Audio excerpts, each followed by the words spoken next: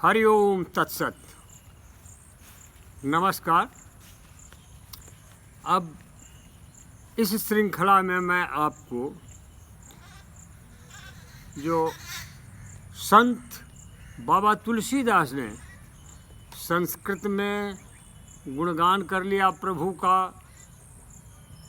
और सोरठा से गुणगान कर लिया। रामायण तो चौपाई, दोहा, सोरठा, छंद, श्लोक इन्हीं से भरा पड़ा है, किंतु मूल इसका जो भंडार है वो चौपाइयों से भरा पड़ा है। तो आज अब आरंभ हो रही है चौपाई। तो चौपाई में क्या कहते हैं वो, बंदो गुरुपद पद्म परागा, सुरुचि सुबास सरस अनुरागा, अमिय मूरी मय चूरन चारु, समन सकल भव रुज परिवारु। गुरु महाराज से कह रहे हैं कि हे गुरु महाराज, आपके चरण कमलों की धूल की मैं वंदना करता हूँ, चरण कमल रज की वंदना करता हूँ। जो सुरुचि का मतलब हुआ है, रुचि माने स्वाद होता है, जिसमें सुंदर स्वाद है, और सुवास, सुंदर वास मीन्स वास का मतलब होता है गंध, जिनमें सुंदर गंध है और अनुराग रूपी, प्रेम रूपी रस से भरा हुआ है, परिपूर्ण है। उस अमय मूरिमय, अमीय का मतलब होता है अमृत, मूरिमय अमृत के मूल से, अमृत के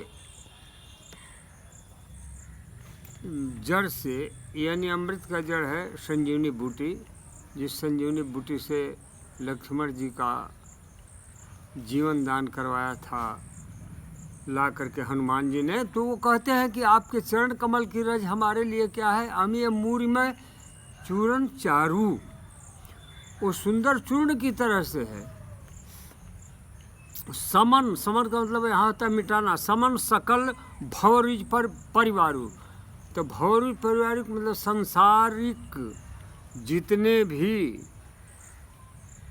सांसारिक दुखों के, सांसारिक आपदाओं के भवसागर जिसको कहते हैं, उनके मूल को मिटाने वाले, उनके पूर्ण रूप से नाश करने वाले गुरु जी के चरण कमल की रज है।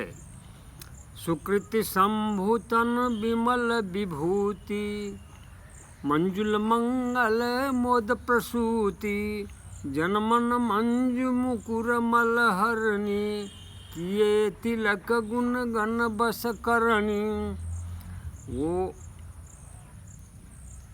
रज यानी वह चरण की धूली पुण्यवान पुरुष रूपी शिव जी के शरीर पर सुशोभित निर्मल विभूति है। यानी जिस तरह भगवान शंकर के शरीर के ऊपर विमल विभूति का मतलब पवित्र राख का लेपन होता है, ठीक उसी तरह से पवित्र आपके चरण कमल की धूली है, जो सुंदर कल्याण को और आनंद को देने वाली आनंद की जननी है।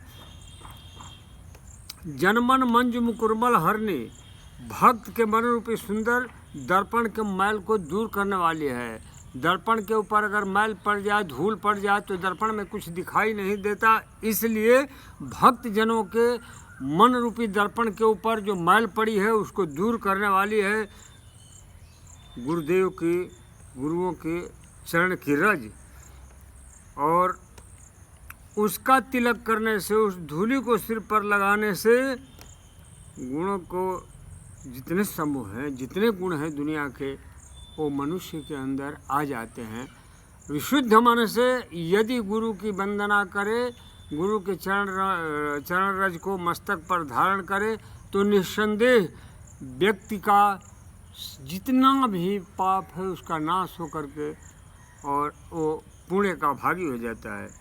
श्री गुरु पद नख मणिगण ज्योति, सुमिरत दिव्य दृष्टि ही होती, दलन मोहतम सुप्रकाशु, बड़े भाग्य उर आवई जासु। गुरु महाराज के चरण के नाखून से वो ज्योति निकलती है जो दिखाई नहीं देती। मनुष्य को नाखून से निकलने वाली ज्योति दिखाई नहीं देती, लेकिन वो ज्योति है जिनके अंदर ऐसे मणियों का प्रकाश है कि सारा अंधकार दूर हो जाता है। इस कहने का आशय है कि उसका सुमिरन करने से हृदय में एक ऐसी दृष्टि उत्पन्न हो जाती है कि वो प्रकाश जो है उस हृदय से निकलने वाला दिव्य प्रकाश वो अज्ञान रूपी अंधकार का नाश करने वाला है, और जिसके हृदय में वो आ जाता है वो सौभाग्यशाली है। उससे बड़ा भाग्यशाली और कोई नहीं है। तो आज यहीं पर समापन करते हैं और अगली श्रृंखला फिर आपको कल सुनाई जाएगी। धन्यवाद। वंदे मातरम।